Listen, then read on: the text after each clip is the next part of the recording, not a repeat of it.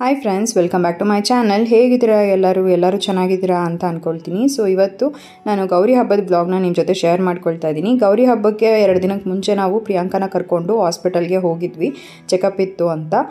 So ನಿಮಗೆ ಗೊತ್ತಿರುತ್ತೆ, ಇವಾಗ ವಾರಕ್ಕೂ ಕೂಡ ಹೋಗಬೇಕಾಗಿರುತ್ತೆ ಚೆಕಪ್ಪಿಗೆ. ಸೊ ಹಾಗಾಗಿ ವೀಕ್ಲಿ ಒನ್ಸ್ ಅವಳನ್ನ ಕರ್ಕೊಂಡು ಚೆಕಪ್ಪಿಗೆ ಹೋಗಬೇಕು ಅಂತ ಕರ್ಕೊಂಡು ಹೋಗಿದ್ವಿ. ಹಾಗೆಯೇ ಡಾಕ್ಟರ್ ಏನು ಹೇಳಿದ್ರು, ಇನ್ನೂ ಯಾವಾಗ ಡೆಲಿವರಿ ಟೈಮ್ ಕೊಟ್ಟಿದ್ದಾರೆ, ಹಾಗೆಯೇ ಡೇಟ್ ಯಾವಾಗ ಫಿಕ್ಸ್ ಆಗಿದೆ ಅನ್ನೋದನ್ನೆಲ್ಲ ನಾನು ಇವತ್ತಿನ ಒಂದು ವ್ಲಾಗಲ್ಲಿ ನಿಮ್ಮ ಜೊತೆ ಶೇರ್ ಮಾಡ್ಕೊಳ್ತೀನಿ. ಬಿಕಾಸ್ ತುಂಬ ಜನ ಪ್ರಿಯಾಂಕಂಗೆ ಡೆಲಿವರಿ ಆಯಿತಾ ಅಂತೆಲ್ಲ ಕೇಳ್ತಾ ಇದ್ರಿ. ಸೊ ಅದಕ್ಕಾಗಿ ನಾನು ಇವತ್ತಿನ ವ್ಲಾಗಲ್ಲಿ ಇದನ್ನೆಲ್ಲ ಶೇರ್ ಮಾಡ್ಕೊಳ್ತೀನಿ ನಿಮ್ಮ ಜೊತೆ. ಹಾಗೆಯೇ ಗೌರಿ ಹಬ್ಬದ ವ್ಲಾಗ್ ನಮ್ಮ ಮನೆಯಲ್ಲಿ ಯಾವ ರೀತಿ ಇತ್ತು ಅನ್ನೋದನ್ನು ಕೂಡ ನೀವು ಈ ಒಂದು ವಿಡಿಯೋನಲ್ಲಿ ನೋಡ್ಬೋದು. ಸೊ ಡಾಕ್ಟರ್ ಅಪಾಯಿಂಟ್ಮೆಂಟ್ ತೊಗೊಂಡಿದ್ವಿ. ಒಳಗಡೆ ಯಾರೋ ಇನ್ನೊಬ್ಬರು ಪೇಷಂಟ್ ಇದ್ದರು, ಹಾಗಾಗಿ ವೆಯ್ಟ್ ಮಾಡ್ತಾ ಇದ್ವಿ. ಸೊ ಡಾಕ್ಟರ್ ಹತ್ರ ಎಲ್ಲ ಕನ್ಸಲ್ಟ್ ಮಾಡಿ ಹಾಗೆ ಚೆಕಪ್ ಎಲ್ಲ ಮುಗಿಸ್ಕೊಂಡು ಅದಾದಮೇಲೆ ನಾವು ನಮ್ಮ ತಾತನ ಮನೆಗೆ ಬಂದ್ವಿ. ನಮ್ಮ ತಾತನೊಟ್ಟಿಗೆ ಹೀಗೆ ಸ್ವಲ್ಪ ಹೊತ್ತು ಮಾತಾಡ್ಕೊಂಡು ಕೂತ್ಕೊಂಡಿದ್ವಿ. ನಮ್ಮ ಅಜ್ಜಿ ದೋಸೆ ಮತ್ತು ಆಲೂಗಡ್ಡೆ ಪಲ್ಯ ಚಟ್ನಿ ಮಾಡಿದರು ಅಂತ ಹೋಗಿದ ತಕ್ಷಣ ಹಾಕೊಟ್ರು. ಸೊ ಊಟ ಮಾಡಿಬಿಟ್ಟು ಹೀಗೆ ಕೂತ್ಕೊಂಡು ಮಾತಾಡ್ತಾ ಇದ್ವಿ. ಆಮೇಲೆ ನಾನು ಕೂಡ ಹಾಗೆ ನಿದ್ದೆನೇ ಮಾಡಿಬಿಟ್ಟಿದ್ದೀನಿ. ಆಲ್ಮೋಸ್ಟ್ 1 hour ಏನೋ ನಿದ್ದೆ ಮಾಡಿಬಿಟ್ಟಿದ್ದೆ. ಆಮೇಲೆ ಹೀಗೆ ಎಲ್ಲರಿಗೂ ಗೊತ್ತಿರೋ ಹಾಗೆ ಪ್ರೆಗ್ನೆಂಟ್ ಇರೋರನ್ನ ಯೂಶ್ವಲಾಗಿ ಯಾರೂ ಎಬ್ಬರಿಸಲ್ಲ. ಸೊ ಹಾಗಾಗಿ ಸರಿ ಮಲ್ಕೊಳ್ಳಿ ಬಿಡು, ಅವಳಿದ್ದಾಗ ಕರ್ಕೊಂಡು ಹೋಗೋಣ ಅಂತ ಅಂದ್ಬಿಟ್ಟು ವೆಯ್ಟ್ ಮಾಡ್ತಿದ್ರಂತೆ. ಆಮೇಲೆ ಎದ್ದ ಮೇಲೆ ನಮ್ಮ ಅಜ್ಜಿ ಕಾಫಿ ಮಾಡಿಕೊಟ್ರು. ಕಾಫಿ ಎಲ್ಲ ಕುಡಿದ್ಬಿಟ್ಟು ಆಮೇಲೆ ಹೊರಟ್ವಿ ಮನೆಗೆ. ಸೊ ಅಪ್ಪುನ ಸ್ಕೂಲಿಂದ ಕರ್ಕೊಂಬರೋ ಟೈಮ್ ಕೂಡ ಆಗಿತ್ತು. ನನ್ನ ತಮ್ಮ ಹೋಗ್ಬಿಟ್ಟು ಅಪ್ಪುನ ಸ್ಕೂಲಿಂದ ಕರ್ಕೊಂಬಂದಿದ್ದ. ಇನ್ನು ನಾವಿವಾಗ ಅರ್ಶಿನ ಕುಂಕುಮ ತೊಗೊಂಡು ಮನೆಗೆ ಅಂತ ಹೊರಡ್ತಾ ಇದ್ದೀವಿ. ಇನ್ನು ಮಂಜು ಅವರು ಈ ಸಲ ಬರೋದಕ್ಕಾಗಲಿಲ್ಲ. ಯಾಕಂತಂದರೆ ಲಾಸ್ಟ್ ಟೈಮ್ ಅವರು ಆಫೀಸ್ ರಜೆ ಹಾಕ್ಕೊಂಡು ಬಂದಿದ್ದರು.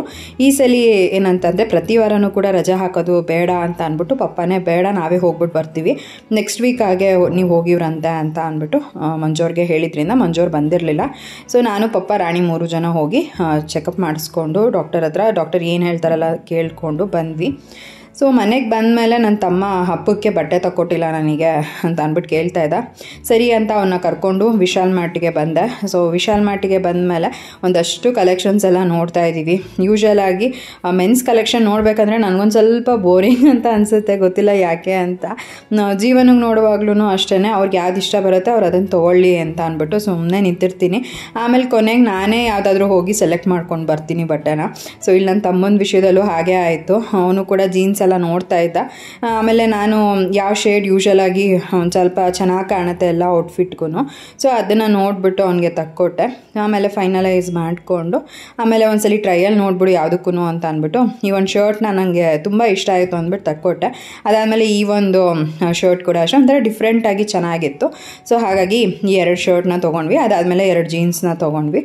ಸೊ ಹಬ್ಬಕ್ಕೆ ಅಂತ ನನ್ನ ತಮ್ಮನಿಗೆ ಶಾಪಿಂಗ್ ಮಾಡಿಕೊಂಡು ಬಂದ್ವಿ. ತುಂಬಾ ಒಳ್ಳೆ ಶಾಪಿಂಗ್ ಆಯಿತು ಅಂತಲೇ ಅನ್ನಿಸ್ತು ನನಗೆ. ಯಾಕಂದರೆ ಕಲೆಕ್ಷನ್ಸ್ ನನಗೆ ತುಂಬಾ ಇಷ್ಟ ಆಯಿತು. ಸೊ ಅವನಿಗೂ ಕೂಡ ಪರ್ಫೆಕ್ಟ್ ಆಗಿತ್ತು, ಅದು ಚೆನ್ನಾಗಿ ಕೂಡ ಕಾಣಿಸ್ತಾ ಇತ್ತು. ಹಾಗೆಯೇ ಅವನ್ನ ಕರ್ಕೊಂಡೋಗಿ ಮನೆಗೆ ಬಿಟ್ಬಿಟ್ಟು ಆಮೇಲೆ ನಾನು ಜೀವನ್ ಇಬ್ಬರು ಕೂಡ ಗೌರಿ ಹಬ್ಬಕ್ಕೆ ಅಂತ ಅಂದ್ಬಿಟ್ಟು ಒಂದು ಸ್ವಲ್ಪ ಹೂವು ಆಗಿರ್ಬೋದು, ಮಾವಿನೆಲೆ ಅದನ್ನೆಲ್ಲ ತೊಗೊಂಬರ್ಬೇಕಾಗಿತ್ತು. ಒಂದಷ್ಟು ಪೂಜಾ ಐಟಮ್ಸ್ ಕೂಡ ಬೇಕಾಗಿತ್ತು. ಮತ್ತು ಗಣೇಶ ಹಬ್ಬದ ದಿನ ನಾನು ಮೋದಕ ಮಾಡೋಣ ಅಂತ ಅಂದ್ಕೊಂಡೆ. ಸೊ ಮೋದಕ ಮಾಡೋದಕ್ಕೆ ಅಂತ ಮೌಲ್ಡ್ ಬರುತ್ತಲ್ಲ, ಸೊ ಅದನ್ನು ತೊಗೊಂಡು ಹೋಗೋಣ ಅಂತ ಅಂದ್ಬಿಟ್ಟು 1-2-3 ಶಾಪಲ್ಲೆಲ್ಲ ಕೇಳಿದೆ ನಮ್ಮ ಮನೆ ಹತ್ರ. ಬಟ್ ಅಲ್ಲೆಲ್ಲೂ ಸಿಗಲಿಲ್ಲ. ಹಾಗಾಗಿ ಬಗಲ್ಗುಂಟೆನಲ್ಲಿ ಒಂದು ಏನಂತಾರೆ ಪಾತ್ರೆ ಅಂಗಡಿ ಎಲ್ಲ ಇರುತ್ತೆ ಅಲ್ವಾ, ಸೊ ಅಲ್ಲೊಂದ್ಸಲಿ ಕೇಳಿ ನೋಡೋಣ ಅಂತ ಅಂದ್ಕೊಂಡು ಬಗಲ್ಗುಂಟೆಗೆ ಬಂದಿದ್ದು. ಆಮೇಲೆ ಅಲ್ಲಿ ಕೇಳಿದ್ದಕ್ಕೆ ಅಲ್ಲಿ ಮೋದಕ ಅದು ಮೌಲ್ಡ್ ಏನಿತ್ತು ಅದು ಸಿಕ್ತು. 50 ರೂಪಾಯಿ ಅಂತ ಹೇಳಿದ್ರು. ಯೂಶ್ವಲಾಗಿ ಬೇರೆ ಟೈಮಲ್ಲೆಲ್ಲ 10 ರೂಪಾಯಿ 20 ರೂಪಾಯಿ ಹಿಂಗಿರುತ್ತೆ. ಬಟ್ ಇವಾಗ ಹಬ್ಬ ಅಲ್ವಾ, ಸೊ ಹಾಗಾಗಿ ಸ್ವಲ್ಪ ಪ್ರೈಸ್ ಕೂಡ ಜಾಸ್ತಿನೇ ಇರುತ್ತೆ. ಆಗ ನಾನು ಆಮೇಲೆ 2 ತೊಗೊಂಡೆ. ಯಾಕಂದರೆ ಜೀವನ್ ಕೂಡ ನನಗೆ ಹೆಲ್ಪ್ ಮಾಡ್ತಾರಲ್ವ, ಸೊ ಅವ್ರಿಗೂ ಕೂಡ ಒಂದು ಮೋದಕ ಮೌಲ್ಡ್ ಇತ್ತು ಅಂದರೆ ಬೇಗನೆ ಕೆಲಸ ಆಗುತ್ತೆ ಮೋದಕ ಮಾಡೋ ಕೆಲಸ ಅಂತ ಅಂದ್ಬಿಟ್ಟು ನಾನು ಸರಿ ಅಂದ್ಬಿಟ್ಟು 2 ತೊಗೊಂಡೆ. 100 ರೂಪಾಯಿ ಆಯಿತು ಅದಕ್ಕೆ. ಅದಾದಮೇಲೆ ಒಂದಷ್ಟು ಹೂವು, ಆಮೇಲೆ ಬಾಳೆಹಣ್ಣು, ಆಮೇಲೆ ಎಲೆ ಅಡಿಕೆ ಇಂಥದ್ದೆಲ್ಲ ಏನು ತೊಗೋಬೇಕಾಗಿತ್ತು ಪೂಜೆ ಐಟಮ್ಸ್ ಎಲ್ಲನೂ ತೊಗೊಂಡ್ವಿ. ಸರಿ ಹೇಗಿದ್ದರೂ ಬಗಲ್ಗುಂಟೆವರೆಗೂ ಬಂದಿದ್ದೀವಲ್ಲ ಅಂತ ಹಾಗೆ ದೇವ್ರ ದರ್ಶನ ಮಾಡ್ಕೊಂಡು ಹೋಗೋಣ ಅಂತ ಅಂದ್ಬಿಟ್ಟು ದೇವ್ರ ದರ್ಶನ ಕೂಡ ಮಾಡ್ಕೊಂಡು ಬಂದ್ವಿ. ಹೇಗಿದ್ದರೂ ಊಟನೂ ಆಗಿತ್ತು. ಇನ್ನೇನು ಮತ್ತೆ ಮೇಲ್ಗಡೆಯಿಂದ ಮೆಟ್ಲು ತೊಳ್ಕೊಂಡು ಬಂದ್ಬಿಡೋಣ, ಹಬ್ಬದ ದಿವಸನೇ ತೊಳೆಯೋಕ್ಕಾಗೋದು. ಇವಾಗ ಫಸ್ಟ್ ಎಲ್ಲ ಆಗಿದ್ರೆ ವಾರಕ್ಕೆ ಒಂದ್ಸಲಿ ನಾನು ಕ್ಲೀನ್ ಮಾಡ್ಕೊಂಡ್ಬಿಡ್ತಾ ಇದ್ದೆ. ಬಟ್ ಇವಾಗ ಹಂಗಾಗಲ್ಲ. ಫ್ರೀ ಇದ್ದಾಗೆಲ್ಲ ಕಸ ಗುಡಿಸ್ಕೊಂಡು ಬಂದ್ಬಿಡ್ತೀನಿ. ಏನಾದರೂ ಈ ಥರ ಹಬ್ಬ ಇದ್ದಾಗ ಮೇಲ್ಗಡೆಯಿಂದ ಸ್ಟೆಪ್ಸ್ ಎಲ್ಲನೂ ಕೂಡ ವಾಶ್ ಮಾಡ್ಕೊಳ್ತೀನಿ. ಜೀವನ್ ಕೂಡ ನನಗೆ ಹೆಲ್ಪ್ ಮಾಡ್ತಾಯಿದ್ರು. ಲಾಸ್ಟ್ ಟೈಮು ಕೂಡ ಅಷ್ಟೇ ಜೀವನೇ ನನಗೆ ಆಲ್ಮೋಸ್ಟ್ ನೀರೆಲ್ಲ ಹಾಕೋದಕ್ಕೆಲ್ಲ ಹೆಲ್ಪ್ ಮಾಡಿದ್ದು. ಈಗಲೂ ಕೂಡ ಅಷ್ಟೇ, ನಾನು ಹಂಗೂ ಗುಡ್ಸ್ಕೊಂಬರ್ತೀನಿ, ನೀವು ನೀರು ಹಾಕ್ಕೊಂಡು ಬನ್ನಿ ಅಂತ ಹೇಳಿದೆ. ಬಟ್ ಜೀವನ್ ಪರವಾಗಿಲ್ಲ ಬಿಡು, ನಾನೇ ಮಾಡ್ಕೊಂಬರ್ತೀನಿ ಸುಮ್ಮನೆ, ಆಮೇಲೆ ಯಾಕೆ ಮತ್ತು ಹಿಂದೆ ಬೇರೆ ನಿಂತ್ಕೊಂಡು ಸ್ಟೆಪ್ಸ್ ತೊಳಿತಾ ಇರ್ತೀಯ ನೀನು, ಮಿಸ್ ಆಗಿ ಏನಾದರೂ ಬಿದ್ದರೆ ಏನಕ್ಕೆ, ಬೇಡ ನಾನೇ ಎಲ್ಲ ಕ್ಲೀನ್ ಮಾಡ್ಕೊಂಬರ್ತೀನಿ ಅಂದ್ಬಿಟ್ಟು ಜೀವನ್ನೇ ಸ್ಟೆಪ್ಸ್ ಎಲ್ಲ ವಾಶ್ ಮಾಡ್ಕೊಂಡು ಬಂದರು. ನಾನಿವಾಗ ಪಾರ್ಕಿಂಗ್ ಎಲ್ಲನೂ ಕೂಡ ವಾಶ್ ಮಾಡ್ಕೊಳ್ತಾ ಇದ್ದೀನಿ. ಸೊ ಅದು ಸ್ವಲ್ಪ ಏನು ಗೊತ್ತಾ, ಮಣ್ಣು ಥರ ಆಗಿ ಅದೊಂಥರ ಕಲೆ ಥರ ಆಗ್ಬಿಟ್ಟಿರುತ್ತೆ. ಸೊ ಹಾಗಾಗಿ ಎಲ್ಲನೂ ಕೂಡ ನಾನೇ ನೀಟಾಗಿ ಉಜ್ಕೊಂಡು ವಾಶ್ ಮಾಡ್ಕೊಂಬರ್ತೀನಿ ಅಂತ ಅಂದ್ಬಿಟ್ಟು ಪಾರ್ಕಿಂಗ್ ಎಲ್ಲ ನಾನೇ ವಾಶ್ ಮಾಡಿಕೊಂಡೆ. ಸೊ ಈ ರೀತಿ ನಾನು, ಅಪ್ಪು, ಆಮೇಲೆ ಜೀವನ್ ಎಲ್ಲರೂ ಸೇರಿಕೊಂಡು ಪಾರ್ಕಿಂಗ್ ಎಲ್ಲ ಕ್ಲೀನ್ ಮಾಡ್ಕೊಂಡ್ವಿ. ಮೇಲ್ಗಡೆ ಸ್ಟೆಪ್ಸಿಂದ ಜೀವನೆಲ್ಲ ವಾಶ್ ಮಾಡ್ಕೊಂಡು ಬಂದರು. ಮತ್ತು ಇನ್ನು ಗ್ಲಾಸ್ ಎಲ್ಲನೂ ಕೂಡ ಒಂದು ಸ್ವಲ್ಪ ನೀರು ಹಾಕಿ ನೀಟಾಗಿ ಒರೆಸ್ಕೋಬೇಕಾಗಿತ್ತು. ಸೊ ಹಾಗಾಗಿ ಅದನ್ನು ಕೂಡ ಮಾಡ್ಕೊಂಬಿಡೋಣ ಅಂತ ಅಂದ್ಕೊಂಡೆ. ಬಟ್ ಆಮೇಲೆ ಜೀವನ್ ಹೇಳಿದ್ರು, ಏನು ಪರವಾಗಿಲ್ಲ, ಬೇಡ ಎಲ್ಲನೂ ಒಂದೇ ಸಲ ಮಾಡಬೇಕು ಅಂದರೆ ಆಗಲ್ಲ, ಯಾವಾಗಾದರೂ ಬೇರೆ ಟೈಮಲ್ಲಿ ಅದನ್ನು ಮಾಡಿಕೊಂಡ್ರೆ ಆಗುತ್ತೆ. ಹೇಗಿದ್ರೂ ಈಗ ರೀಸೆಂಟಾಗೆ ಗ್ಲಾಸ್ ಎಲ್ಲ ಕ್ಲೀನ್ ಮಾಡಿದ್ವಿ ಅಲ್ವಾ, ಸೊ ಮತ್ತೆ ಏನಕ್ಕೆ ಬೇಡ, ನೆಕ್ಸ್ಟ್ ಯಾವಾಗಾದ್ರೂ ಕ್ಲೀನ್ ಮಾಡ್ಕೊಂಡ್ರೆ ಆಯಿತು. ಈಗ ಸದ್ಯಕ್ಕೆ ಮೆಟ್ಲೆಲ್ಲ ವಾಶ್ ಮಾಡ್ಕೊಂಬರೋಣ ಅಂತ ಅಂದ್ಬಿಟ್ಟು ಜಸ್ಟ್ ಒಂದು ಮೆಟ್ಲು ವಾಶ್ ಮಾಡಿ ಪಾರ್ಕಿಂಗ್ ಎಲ್ಲ ವಾಶ್ ಮಾಡ್ಕೊಂಡ್ವಿ ಅಷ್ಟೇನೆ. ಸೊ ಇಷ್ಟೆಲ್ಲ ಕೆಲಸ ಮುಗಿಸೋ ಅಷ್ಟೊತ್ತಿಗೆ ಆಲ್ಮೋಸ್ಟ್ ಟೈಮ್ 11 ಗಂಟೆನೇ ಆಗೋಗ್ಬಿಟ್ಟಿತ್ತು. ಇನ್ನು ಎಲ್ಲ ಕ್ಲೀನ್ ಮಾಡ್ಕೊಂಡು ಬಂದಿದ್ವಲ್ಲ ಅಂತ ಅಂದ್ಬಿಟ್ಟು ಆವಾಗ ನೋಡೋದೇ ಒಂಥರ ಬಿಲ್ಡಿಂಗ್ನ ಚೆಂದ, ಒಂಥರ ಮೆಟ್ಲೆಲ್ಲ ನೀಟಾಗಿ ಕ್ಲೀನಾಗಿರುತ್ತೆ, ಒಂಥರ ಫ್ರೆಶ್ಶಾಗಿ ಕಾಣಿಸ್ತಾ ಇರುತ್ತೆ. ಸೊ ನನಗಂತೂ ಈ ಥರ ನೋಡೋದಕ್ಕೆ ತುಂಬ ಇಷ್ಟ ಆಗುತ್ತೆ. ಸೊ ಆವತ್ತಿನ ದಿನ ಮತ್ತೆ ನಾನು ಇನ್ನೇನು ವ್ಲಾಗ್ ಮಾಡ್ಕೊಳಕ್ಕಾಗಲಿಲ್ಲ. ಪೂಜೆ ಐಟಮ್ಸ್ ತೊಗೊಂಡು ಬಂದ್ವಿ, ಪಾರ್ಕಿಂಗ್ ಎಲ್ಲ ತೊಳಿಬೇಕಾಗಿತ್ತು, ಸ್ಟೆಪ್ಸ್ ಎಲ್ಲ ವಾಶ್ ಮಾಡಬೇಕಾಗಿತ್ತು, ಎಲ್ಲನೂ ಕ್ಲೀನ್ ಮಾಡಿಕೊಂಡು ನಾವು ಮಲ್ಕೊಳ್ಳೋ ಅಷ್ಟೊತ್ತಿಗೆ ಟೈಮ್ ಆಗಲೇ 11:30-12 ಗಂಟೆನೇ ಆಗೋಗ್ಬಿಟ್ಟಿತ್ತು.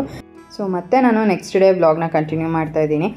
ಜೀವನ್ಗೆ ಇವತ್ತು ಆಫೀಸ್ ಇತ್ತು. ಸೊ ಗೌರಿ ಹಬ್ಬದ ದಿನ ಅವ್ರಿಗೇನು ರಜಾ ಇರೋಲ್ಲ, ನೆಕ್ಸ್ಟ್ ಗಣೇಶ ಹಬ್ಬಕ್ಕೆ ಇರುತ್ತೆ. ಸೊ ಹಾಗಾಗಿ ನನ್ನ ಬೆಳಗ್ಗೆ ಕೆಲಸಗಳನ್ನ ಮಾಡ್ಕೋಬೇಕು. ಎದ್ಬಿಟ್ಟು ಯೂಶ್ವಲಾಗಿ ಅದನ್ನೆಲ್ಲ ಮಾಡ್ಕೊಳ್ತಾ ಇದ್ದೀನಿ. ಇನ್ನು ಸ್ನಾನ ಮಾಡಿ ಪೂಜೆ ಮುಗಿಸ್ಬಿಟ್ಟು ಅದಾದಮೇಲೆ ನಮ್ಮಮ್ಮನ ಮನೆಗೆ ಹೋಗೋಣ ಅಂತ. ಈ ಕಿಟಕಿ ಬಂದುಬಿಟ್ಟು ತುಂಬಾ ಧೂಳಾಗೋಗ್ಬಿಟ್ಟಿತ್ತು. ಏನಂದರೆ ನಮ್ಮ ಮನೆ ಹಿಂದೆಗಡೆ ಕನ್ಸ್ಟ್ರಕ್ಷನ್ ನಡೀತಾ ಇದೆ, ಅವರು ಹೊರಗಡೆ ಬಂದು ಪ್ಲಾಸ್ಟ್ರಿಂಗ್ ಮಾಡ್ಕೊಳ್ತಾ ಇದ್ದಾರೆ. ಆ ಸಿಮೆಂಟ್ ಧೂಳೆಲ್ಲ ಏನಿರುತ್ತೆ ಅದೆಲ್ಲ ಬಂದು ಕಿಟಕಿ ಹತ್ರ ಕುತ್ಕೊಂಡ್ಬಿಟ್ಟಿತ್ತು. ಹಾಗೆಯೇ ದೇವ್ರ ಮನೆ ಎಲ್ಲನೂ ಕೂಡ ಒಂದು ಸ್ವಲ್ಪ ಅದು ಧೂಳಾಗಿತ್ತು.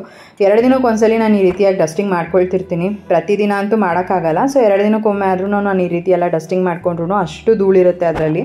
ಸೊ ಹಾಗಾಗಿ ಇವತ್ತೆಲ್ಲನೂ ಕ್ಲೀನ್ ಮಾಡ್ಕೊಂಬಿಡೋಣ ಅಂತ ಅಂದ್ಬಿಟ್ಟು ಎಲ್ಲನೂ ಡಸ್ಟಿಂಗ್ ಮಾಡ್ಕೊತಾ ಇದ್ದೀನಿ. ಹಾಗೆಯೇ ದೇವ್ರ ಮನೆ ಹತ್ರ ಯೂಶ್ವಲಾಗಿ ನಾವು ಈ ಥರ ಡಸ್ಟಿಂಗ್ ಮಾಡ್ಕೊತಾನೆ ಇರಬೇಕು, ಇಲ್ಲಾಂದರೆ ಅಲ್ಲಿ ಹೋಗಿ ಸಂದಿಲೆಲ್ಲ ಧೂಳು ಕುತ್ಕೊಂಡ್ಬಿಟ್ರೆ ಆಮೇಲೆ ನಾಳೆ ದಿನ ಅದನ್ನು ಜಾಸ್ತಿ ಆದಾಗ ಕ್ಲೀನ್ ಮಾಡ್ಕೊಳಕ್ಕಾಗಲ್ಲ ಅಂದ್ಬಿಟ್ಟು ವಾರಕ್ಕೆ ಒಂದ್ಸಲಿ ಆದರೂ ನಾನು ಈ ರೀತಿ ಪೇಂಟ್ ಬ್ರಷ್ನ ತೊಗೊಂಡು ಈ ಥರ ಕ್ಲೀನ್ ಮಾಡ್ಕೊಳ್ತಾ ಇರ್ತೀನಿ. ಸೊ ಧೂಳೆಲ್ಲ ಕುತ್ಕೊಳ್ಳೋದಕ್ಕೆ ಬಿಡಲ್ಲ. ಯೂಶ್ವಲಾಗಿ ದೇವ್ರ ಮನೆ ಬಾಗಿಲಲ್ಲಿ ಆಗಿರ್ಬೋದು, ಅದು ಏನಂತಾರೆ ಗೋಪುರ ಹತ್ರ ಆಗಿರ್ಬೋದು, ಇದನ್ನೆಲ್ಲ ಯೂಶ್ವಲಾಗಿ ನಾನು ಕ್ಲೀನ್ ಮಾಡ್ಕೊತಾ ಇರ್ತೀನಿ. ಸೊ ಹಾಗೆಯೇ ಇವತ್ತೂ ಕೂಡ ಅಷ್ಟೇ, ಹೇಗಿದ್ರು ಕಿಟಕಿ ಹತ್ರ ಇರೋ ಧೂಳೆಲ್ಲ ಕೂಡ ತೆಗ್ದೆ ಅಲ್ವಾ, ಅದೇ ಎಲ್ಲ ಧೂಳು ಇಲ್ಲಿ ಬಂದು ಕುತ್ಕೊಂಡಿರುತ್ತೆ ಅಂದ್ಬಿಟ್ಟು ಇವನ್ ದೇವ್ರ ಮನೆದು ಎಲ್ಲ ಕೂಡ ಕ್ಲೀನ್ ಮಾಡಿದಾಯಿತು.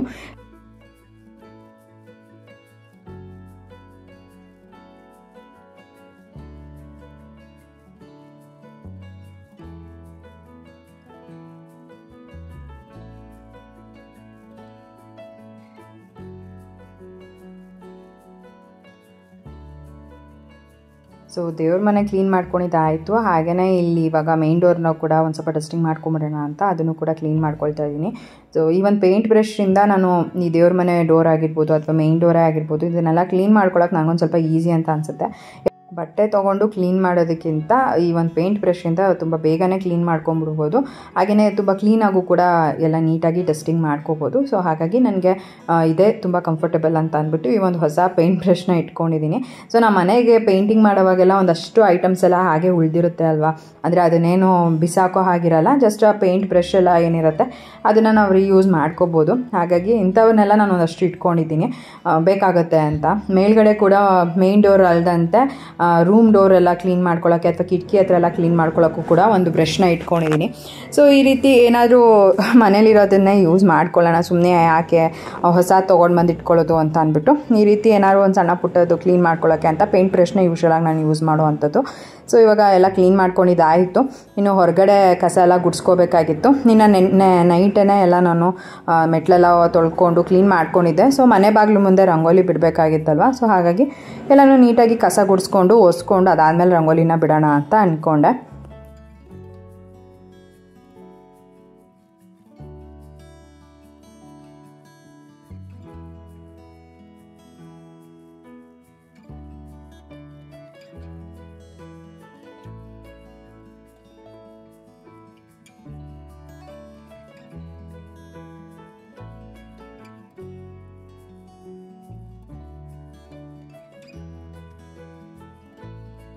ಸೊ ಕಸ ಎಲ್ಲ ಗುಡಿಸ್ಕೊಂಡಿದ್ದು ಆಯಿತು. ಇವಾಗ ಒಂದ್ಸಲಿ ಒರೆಸ್ಕೊಂಡು ಅದಾದಮೇಲೆ ರಂಗೋಲಿನ ಬಿಡ್ತೀನಿ. ಹಾಗೆಯೇ ಸುಮಾರು ಜನ ಪ್ರಿಯಾಂಕಾ ಬಗ್ಗೆ ಕೇಳ್ತಾ ಇದ್ರಿ, ಯಾವಾಗ ಇನ್ನೂ ಡೆಲಿವರಿ ಡೇಟ್ ಕೊಟ್ಟಿದ್ದಾರೆ, ಮತ್ತು ನಿಮ್ಮ ತಂಗಿಗೆ ಇವಾಗ ಎಷ್ಟು ತಿಂಗಳು ಅಂತೆಲ್ಲ ಕೇಳ್ತಾ ಇದ್ರಿ. ಸೊ ಪ್ರಿಯಾಂಕಾಗೆ ಇವಾಗ ಆಲ್ರೆಡಿ 9 ಕಂಪ್ಲೀಟ್ ಆಗಿದೆ. 9 ಕಂಪ್ಲೀಟ್ ಆಗಿ 10 ಮಂತ್ಸ್ ನಡೀತಾ ಇದೆ. ಅಂದರೆ ಅವಳಿಗೆ ಎವ್ರಿ ಮಂತ್ 30th ಅವಳದು ಮಂತ್ ಏನಿರುತ್ತೆ ಅದು ಕಂಪ್ಲೀಟ್ ಆಗುವಂಥದ್ದು. ಸೊ ಆಗಸ್ಟ್ 30th ಅವಳಿಗೆ 9 ತಿಂಗಳು ಕಂಪ್ಲೀಟ್ ಆಗಿದೆ. ಡಾಕ್ಟರ್ EDD ಡೇಟ್ ಬಂದ್ಬಿಟ್ಟು ಅವಳಿಗೆ September 6 ಹಾಗೆ ಕೊಟ್ಟಿರೋ ಅಂಥದ್ದು. ಡಾಕ್ಟರ್ ಕೂಡ ಅಷ್ಟೇ, ಅವ್ರು ಹೇಳಿರೋದು ಏನು ಅಂತ ಅಂದರೆ ವೆಯ್ಟ್ ಮಾಡೋಣ, ನಾರ್ಮಲ್ ಡೆಲಿವರಿಗೆ ಟ್ರೈ ಮಾಡೋಣ, ಸುಮ್ಮನೆ ಸಿಸೇರಿಯನ್ ಮಾಡೋದು ಬೇಡ.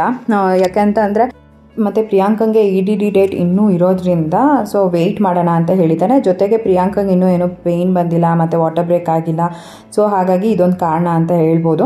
ಮತ್ತು ಇಷ್ಟೆಲ್ಲ ನಾವು ಡಾಕ್ಟರ್ ಹತ್ರ ಕೇಳಿದಾದಮೇಲೆ ಮತ್ತು ಇನ್ನೇನು ಒಂದು ಸ್ವಲ್ಪ ದಿನದಲ್ಲಿ ಪಿತೃಪಕ್ಷನೂ ಕೂಡ ಇದೆ.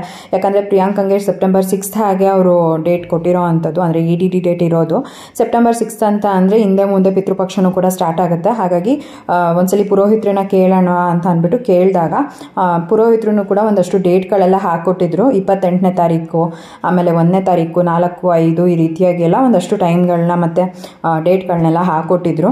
ನಾವು ಅದ್ರ ಪ್ರಕಾರ ಡಾಕ್ಟರ್ ಹತ್ರನೂ ಕೂಡ ಮಾತಾಡಿದ್ವಿ. ಸೊ ಡಾಕ್ಟರ್ ಅದಕ್ಕಾಗಿ ಅವ್ರು ಹೇಳಿದ್ದಾರೆ 4 ಮತ್ತು 5 ಬಂದು EDD ಡೇಟ್ಗೆ ಹತ್ತಿರ ಇರೋವಂತಹ ದಿನಗಳು.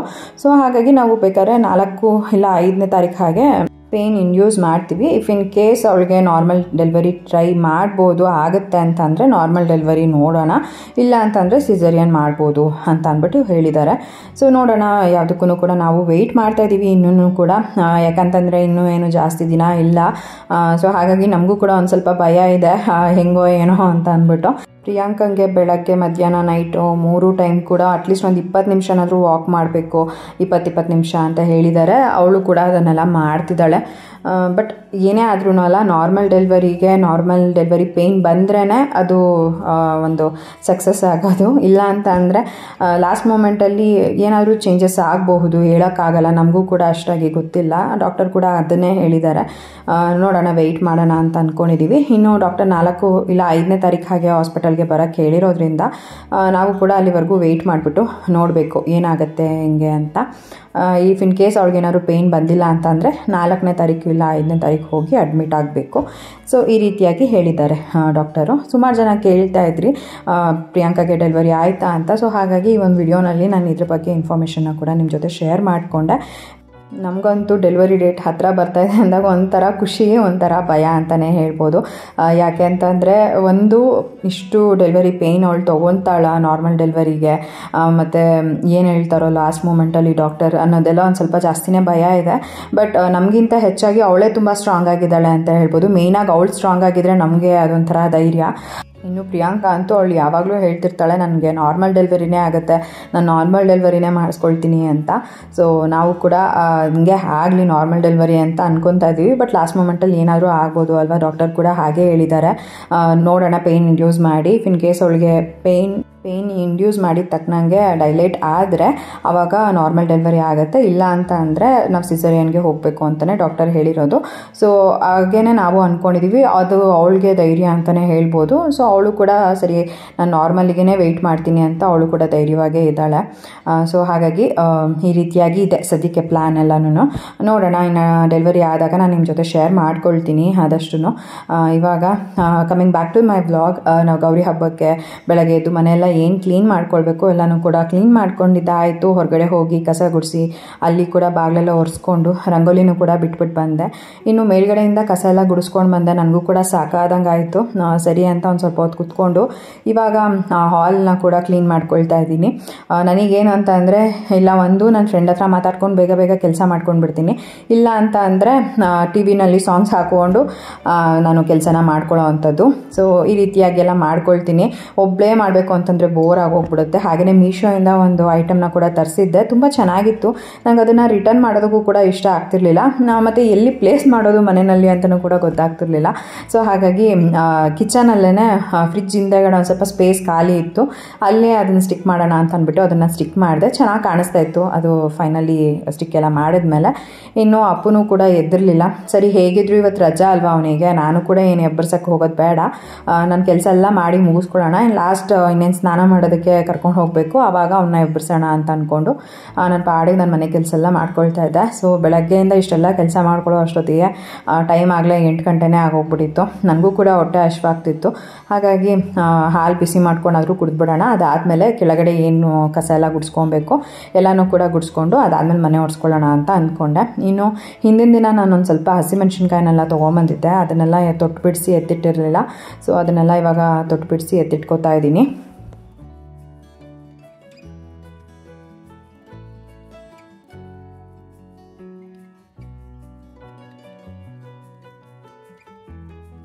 ಹಾಗೆಯೇ ಇವತ್ತು ತಿಂಡಿ ಏನಪ್ಪ ಮಾಡೋದು ಅಂತ ಯೋಚನೆ ಮಾಡ್ತಾ ಇದ್ದೆ. ಉಪ್ಪಿಟ್ಟು ಏನಾದರೂ ಮಾಡಿಬಿಡೋಣ, ಹೇಗಿದ್ದರೂ ನಾನು ಮತ್ತು ಅಪ್ಪು ಇಬ್ಬರೇ ಅಲ್ವಾ, ಜೀವನ ಏನಾದರೂ ಇದ್ದಿದ್ರೆ ಏನಾದರೂ ಸ್ಪೆಷಲ್ ಮಾಡ್ಬೋದಾಗಿತ್ತು. ನಾನು ಅಪ್ಪು ಇಬ್ಬರೇ ಇರೋದ್ರಿಂದ ಏನು ಸ್ಪೆಷಲ್ ಮಾಡೋದಕ್ಕೂ ಒಂಥರ ಬೇಜಾರಾಗುತ್ತೆ. ಸೊ ಹಾಗಾಗಿ ಉಪ್ಪಿಟ್ಟೆ ಮಾಡ್ಕೊಂಬಿಡೋಣ, ಬೇಕಾದರೆ ಮಧ್ಯಾಹ್ನ ಹಾಗೆ ಅಡುಗೆ ಮಾಡ್ಕೊಂಡ್ರೆ ಆಗುತ್ತೆ ಅಂತ ಅಂದ್ಬಿಟ್ಟು ನಾನು ಉಪ್ಪಿಟ್ಟು ಮಾಡೋಕ್ಕೆಲ್ಲನೂ ರೆಡಿ ಮಾಡ್ಕೊತಾ ಇದ್ದೆ. ಹಾಗೆಯೇ ಒಂದಷ್ಟು ಪಾತ್ರೆಗಳೆಲ್ಲ ಇದ್ವು, ಅಂದರೆ ಜಾಸ್ತಿನೂ ಏನಿರಲಿಲ್ಲ, ಬೇಗನೆ ತೊಳ್ಕೊಂಬಿಡ್ಬೋದಾಗಿತ್ತು. ಸೊ ಹಾಗಾಗಿ ಫಸ್ಟ್ ಅಡುಗೆ ಮನೆಯೆಲ್ಲ ಕ್ಲೀನ್ ಮಾಡಿಕೊಂಡು ಶೆಲ್ಫೆಲ್ಲ ಒರೆಸ್ಕೊಂಡು ಏನೆಲ್ಲ ಪಾತ್ರೆ ಇದ್ದಾವೆ ಅದನ್ನೆಲ್ಲ ತೆಗೆದು ಸಿಂಕಲ್ಲಿ ಹಾಕ್ಕೊಂಡೆ. ಸೊ ಪಾತ್ರೆ ಎಲ್ಲ ತೊಳೆದು ಅಡುಗೆ ಮನೆಯೆಲ್ಲ ಕ್ಲೀನ್ ಮಾಡ್ಕೊಂಡಿದ್ದಾದಮೇಲೆ ಹಾಲೆಲ್ಲ ಕಸ ಗುಡಿಸ್ಕೊಂಡು ಬಂದೆ. ನಾನು ಫಸ್ಟೆಲ್ಲ ಹೆಂಗೆ ಮಾಡ್ತಿದ್ದೆ ಅಂತಂದರೆ ಮೇಲ್ಗಡೆಯಿಂದ ಕಸ ಗುಡಿಸ್ಕೊಂಡು ಕಂಪ್ಲೀಟ್ ಮನೆ ಒಂದೇ ಸತಿ ಕ್ಲೀನ್ ಮಾಡ್ಕೊಂಡ್ಬಿಡ್ತಾ ಇದ್ದೆ, ಅಂದರೆ ಕಸ ಎಲ್ಲ ಗುಡಿಸಿ. ಬಟ್ ಇವಾಗ ಹಂಗಾಗಲ್ಲ, ತುಂಬ ಸುಸ್ತಾಗುತ್ತೆ. ಹಾಗಾಗಿ ನಾನು ಮೇಲ್ಗಡೆಯಿಂದ ಕೆಳಗಡೆ ಹಾಲ್ ತನಕ ಏನು ಸ್ಟೆಪ್ಸ್ ಇದೆ ಅಲ್ಲಿವರೆಗೂ ಫಸ್ಟ್ ಒಂದ್ಸಲಿ ಕಸ ಗುಡಿಸ್ಕೊಂಡ್ಬಿಡ್ತೀನಿ. ಅದಾದಮೇಲೆ ಒಂದು ಸ್ವಲ್ಪ ಹೊತ್ತು ಕೂತ್ಕೊಂಡು ರೆಸ್ಟ್ ಮಾಡಿ ಆಮೇಲೆ ನಾನು ಇಲ್ಲಿ ಹಾಲ್ ಆಗಿರ್ಬೋದು, ಕಿಚನ್ ಆಗಿರ್ಬೋದು, ಈ ಕಡೆ ಎಲ್ಲನೂ ಕಸ ಗುಡಿಸ್ಕೊಂಡು ಮನೇನ ಕ್ಲೀನ್ ಮಾಡ್ಕೊಳ್ತೀನಿ. ಇದಾದಮೇಲೂ ಕೂಡ ಒಂದು ಸ್ವಲ್ಪ ಹೊತ್ತು ಕೂತ್ಕೊಂಡು ರೆಸ್ಟ್ ಮಾಡ್ತೀನಿ, ಒಂದು 10-15 ನಿಮಿಷ ಕೂತ್ಕೊಂಡಿರ್ತೀನಿ. ಅದಾದಮೇಲೆ ಮನೆಯೆಲ್ಲ ಒರೆಸ್ಕೊಂಡ್ಬರ್ತೀನಿ. ಮನೆ ಒರೆಸೋದಕ್ಕೆ ನಂಗೆ ಅಷ್ಟೊಂದು ಕಷ್ಟ ಅಂತ ಅನ್ಸಲ್ಲ, ಬಟ್ ಕಸ ಗುಡಿಸೋದಕ್ಕೆ ಸ್ವಲ್ಪ ಜಾಸ್ತಿ ಸುಸ್ತು ಅಂತ ಅನ್ಸೋದು. ಜೀವನ ಇದ್ದರೆ ಜೀವನ ಕೂಡ ಹೆಲ್ಪ್ ಮಾಡಿಕೊಡ್ತಾರೆ ನನಗೆ. ನಾನು ತುಂಬ ವಿಡಿಯೋಸಲ್ಲಿ ಹೇಳಿದ್ದೀನಿ, ನಾನೇನಾದರೂ ಕೆಲಸ ಮಾಡ್ತಾಯಿದ್ರೆ ಅವರು ಇವಾಗಂತೂ ನನ್ನ ಹಿಂದೆನೇ ಇರ್ತಾರೆ. ಮನೆಯಲ್ಲಿದ್ದಾಗ ಅದು ಮಾಡಿಕೊಡ್ಲಾ ಇದು ಮಾಡಿಕೊಡ್ಲಾ ಅಂತ ಪಾಪ ಎಲ್ಲ ಕೆಲಸನೂ ಅವರು ಮಾಡಿಕೊಟ್ಬಿಡ್ತಾರೆ. ಬೇಕಾದರೆ ನೀನೇನು ಮಾಡ್ಬಿಡ ಬಿಡು, ನಾನೇ ಮಾಡ್ಕೊಟ್ಬಿಡ್ತೀನಿ ಅಂತ. ಬಟ್ ಇವತ್ತು ಹಬ್ಬ ಇರೋ ಕಾರಣ ನಂಗೆ ಮನೆ ಕ್ಲೀನ್ ಮಾಡಿದಂತೆ ಅಂತೂ ದೇವ್ರ ಪೂಜೆ ಮಾಡೋಕ್ಕೆ ಇಷ್ಟ ಆಗಲ್ಲ. ಕಂಪ್ಲೀಟಾಗಿ ಮನೆ ಕ್ಲೀನ್ ಮಾಡಿಬಿಟ್ಟು ದೇವ್ರ ಪೂಜೆ ಮಾಡಿದಾಗ ಏನೋ ಒಂಥರ ಮನೆ ಚೆನ್ನಾಗಿ ಅನಿಸ್ತಾ ಇರುತ್ತೆ, ಏನೋ ಒಂಥರ ಪಾಸಿಟಿವ್ನೆಸ್ ಅಂತ ಅನಿಸುತ್ತೆ. ಸೊ ಹಾಗಾಗಿ ಸ್ವಲ್ಪ ಲೇಟ್ ಆದರೂ ಪರವಾಗಿಲ್ಲ, ಆರಾಮಾಗಿ ಎಲ್ಲ ಕೆಲಸಗಳನ್ನ ಮಾಡ್ಕೊಳ್ಳೋಣ ಅಂತ ಅಂದ್ಬಿಟ್ಟು ಎಲ್ಲ ಕೆಲಸಗಳನ್ನ ಮಾಡಿ ಮುಗಿಸ್ಕೊಂಡೆ. ಇನ್ನೂ ಅಪ್ಪನೂ ಕೂಡ ಎದ್ದಿರಲಿಲ್ಲ ಅಲ್ವಾ. ಸೊ ನಾನು ಕೂಡ ಮನೆಯೆಲ್ಲ ಒರೆಸ್ಕೊಂಡು ಕ್ಲೀನ್ ಮಾಡ್ಕೊಂಡು ಬಂದೆ. ಆಮೇಲೆ ಹೋಗಿ ಅಪ್ಪನ ಎಬ್ಬರಿಸ್ಬಿಟ್ಟು ಅವನಿಗೂ ಕೂಡ ಸ್ನಾನ ಮಾಡಿಸಿ ಇವಾಗ ರೆಡಿ ಮಾಡ್ತಾ ಇದ್ದೀನಿ. ಹಾಗೆಯೇ ನಾನು ಕೂಡ ಸ್ನಾನ ಮಾಡಿಕೊಂಡು ರೆಡಿ ಆಗಿಬಿಟ್ಟು ಬಂದೆ. ಸೊ ನಾನು ಈ ಒಂದು ಡ್ರೆಸ್ನ ತೊಗೊಂಡಿದ್ದೆ ಗೌರಿ ಹಬ್ಬಕ್ಕೆ ಅಂತ ಅಂದ್ಬಿಟ್ಟು. ಸೊ ಅದನ್ನೇ ವೇರ್ ಮಾಡಿದ್ದೀನಿ. ಯೂಶ್ವಲಾಗಿ ನನಗೆ ಈ ನಡುವೆ ಏನೋ ಗೊತ್ತಿಲ್ಲ, ಪಿಂಕ್ ಮತ್ತು ಮೆರೂನ್ ಕಲರ್ ತುಂಬ ಜಾಸ್ತಿ ಇಷ್ಟ ಆಗ್ತಿದೆ. ಸೊ ಹಾಗಾಗಿ ನನಗೆ ಈ ಒಂದು ಡ್ರೆಸ್ನ ತೊಗೋಬೇಕಂತ ಅನ್ನಿಸ್ತು. ಸೊ ಹಾಗಾಗಿ ಇದನ್ನು ಬೈ ಮಾಡಿದೆ. ಇದನ್ನು ನಾನು ಮಿಂತ್ರಾನಲ್ಲಿ ತೊಗೊಂಡಿದ್ದು. ನನಗಂತೂ ಕ್ವಾಲಿಟಿ ತುಂಬಾ ಇಷ್ಟ ಆಯಿತು, ತುಂಬ ಚೆನ್ನಾಗಿದೆ. ಮತ್ತು ಒಳಗಡೆ ಏನು ಲೈನಿಂಗ್ ಕೊಟ್ಟಿದ್ದಾರೆ ಅದು ಕೂಡ ಅಷ್ಟೇ ತುಂಬಾ ಚೆನ್ನಾಗಿದೆ. ಮತ್ತು ಫ್ರಂಟ್ ಕೂಡ ಅಷ್ಟೇ ವರ್ಕ್ ತುಂಬ ಚೆನ್ನಾಗಿ ಬಂದಿದೆ. ಇದನ್ನು ನಾನು 950 ಅಂತ ಅನಿಸುತ್ತೆ ತೊಗೊಂಡಿದ್ದು. ಬಟ್ ಕ್ವಾಲಿಟಿ ಎಲ್ಲ ನಿಜ ಚೆನ್ನಾಗಿ ಬರುತ್ತೆ ಅಂತಲೇ ಒಂದು ಗೊತ್ತಿತ್ತು. ಯಾಕಂದರೆ ಮಿಂತ್ರಾನಲ್ಲಿ ಯೂಶ್ವಲಾಗಿ ಬಟ್ಟೆಗಳು ತುಂಬ ಚೆನ್ನಾಗಿರ್ತವೆ, ಎಲ್ಲೋ ತುಂಬ ರೇರ್ ಚೆನ್ನಾಗಿರಲ್ಲ ಅಂತ ಅಂದರೆ. ಇಲ್ಲ ಅಂತಂದರೆ ಆಲ್ಮೋಸ್ಟ್ ಅಲ್ಲಿ ತೊಗೊಂಡಿರೋದೆಲ್ಲನೂ ಕೂಡ ಕ್ವಾಲಿಟಿ ವೈಸ್ ತುಂಬ ಚೆನ್ನಾಗಿ ಬರುತ್ತೆ. ಸೊ ನನಗೆ ಇದು ಕೂಡ ಅಷ್ಟೇ ತುಂಬಾ ಇಷ್ಟ ಆಯಿತು. ಮತ್ತು ಸ್ಲೀವ್ಸ್ ಕೂಡ ಅಟ್ಯಾಚ್ ಇತ್ತು. ಬಟ್ ನನಗೇನಂತ ಅಂದರೆ ಸ್ಲೀವ್ನ ನಾನು ಹೋಗಿ ಇವಾಗ ಸ್ಟಿಚ್ ಮಾಡ್ಕೊಳ್ಳೋ ಅಷ್ಟು ಪೇಷನ್ಸ್ ಇರಲಿಲ್ಲ. ಸೊ ಹಾಗಾಗಿ ಹಾಗೆಯೇ ಡ್ರೆಸ್ನ ವೇರ್ ಮಾಡಿದ್ದೀನಿ. ಇವಾಗ ಪೂಜೆಗೆಲ್ಲ ಏನು ರೆಡಿ ಮಾಡ್ಕೋಬೇಕು ಎಲ್ಲನೂ ಕೂಡ ರೆಡಿ ಮಾಡ್ಕೊಳ್ತಾ ಇದ್ದೀನಿ. ದೇವ್ರ ಮನೆಯೆಲ್ಲ ಒರೆಸ್ಕೊಂಡು ಎಲ್ಲ ಮುಡಿಸಿ ದೇವರಿಗೆ. ಸೊ ದೇವ್ರ ಮನೆಯೆಲ್ಲ ಅಲಂಕಾರ ಮಾಡಿಕೊಂಡು ರೆಡಿ ಮಾಡಿಕೊಂಡೆ. ಸೊ ಇವತ್ತು ಸಿಂಪಲಾಗೆ ಮಾಡೋಣ. ಇನ್ನು ನೆಕ್ಸ್ಟ್ ಡೇ ಏನೋ ಗಣೇಶ ಹಬ್ಬಕ್ಕೆ ರೆಡಿ ಮಾಡ್ಕೋಬೇಕು, ಆವಾಗ ಒಂದು ಸ್ವಲ್ಪ ಚೆನ್ನಾಗೇ ರೆಡಿ ಮಾಡ್ಕೊಳ್ಳೋಣ ಅಂತ ಅಂದ್ಬಿಟ್ಟು ಸಿಂಪಲಾಗಿ ನಾನೇನು ರೆಡಿ ಮಾಡ್ಕೋಬೇಕು ದೇವ್ರ ಮನೆಯೆಲ್ಲ ರೆಡಿ ಮಾಡಿಕೊಂಡೆ.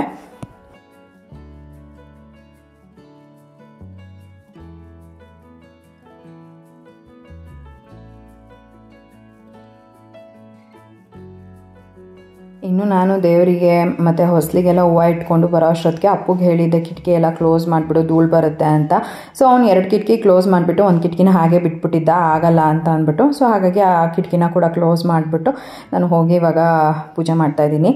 ಏನು ಗೊತ್ತಾ, ಇಲ್ಲಿ ಕೆಲಸ ಮಾಡ್ತಾ ಇರ್ತಾರಲ್ವ, ಸೊ ಅವರು ಬಂದು ಕೆಲಸ ಮಾಡೋವಾಗ ಧೂಳು ಬರೋದು ಕಾಮನ್. ನಾನು ಕೂಡ ಬೆಳಗ್ಗೆ ಕ್ಲೀನ್ ಮಾಡಿದ್ದೆ. ಸೊ ಪದೇ ಪದೇ ನನಗೂ ಕೂಡ ಕ್ಲೀನ್ ಮಾಡೋಕ್ಕಾಗಲ್ಲ. ಹಾಗಾಗಿ ಕಿಟಕಿ ಕ್ಲೋಸ್ ಮಾಡಿಬಿಟ್ರೆ ಧೂಳು ಅಷ್ಟಾಗಿ ಮನೆ ಒಳಗೂ ಕೂಡ ಬರಲ್ಲ ಅಂತ ಅಂದ್ಬಿಟ್ಟು ಕಿಟಕಿ ಕ್ಲೋಸ್ ಮಾಡಿಬಿಟ್ಟು ಇವಾಗ ನಾನು ಕೂಡ ಏನು ದೇವ್ರ ಪೂಜೆ ಮಾಡಬೇಕು ಅದನ್ನು ಮಾಡ್ಕೊಳ್ತಾ ಇದ್ದೀನಿ.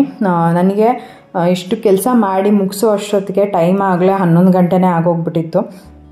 ಲೇಟ್ ಆದರೂ ಪರವಾಗಿಲ್ಲ. ಏನಂದರೆ ಹಬ್ಬದ ದಿನ ಮನೆಯಲ್ಲಿ ಪೂಜೆ ಮಾಡಿದ್ರೇ ಒಂಥರ ನೆಮ್ಮದಿ ಅಂತ ಅನ್ಸೋದು. ಇಲ್ಲ ಅಂತ ಅಂದರೆ ಏನೋ ಒಂಥರ ಖಾಲಿ ಖಾಲಿ ಅಂತ ಅನ್ನಿಸ್ತಾ ಇರುತ್ತೆ. ಎಲ್ಲರ ಮನೆಯಲ್ಲೂ ಪೂಜೆ ಮಾಡಿರ್ತಾರೆ, ಒಬ್ಬಟ್ಟು ಅಡುಗೆನೋ ಅಥವಾ ಏನೋ ಸ್ವೀಟ್ ಮಾಡ್ತಿರ್ತಾರೆ.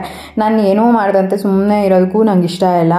ಸೊ ಹಾಗಾಗಿ ಎಷ್ಟಾಗುತ್ತೋ ಅಷ್ಟು ಕೆಲಸ ಮಾಡಿ ಮುಗಿಸ್ಕೊಂಡು ಪೂಜೆ ಮಾಡಿಬಿಟ್ರೆ ಅಟ್ಲೀಸ್ಟ್ ಪೂಜೆ ಮಾಡಿದ್ದೀನಲ್ಲ ಅನ್ನೋದಾದರೂ ನೆಮ್ಮದಿ ಇರುತ್ತೆ.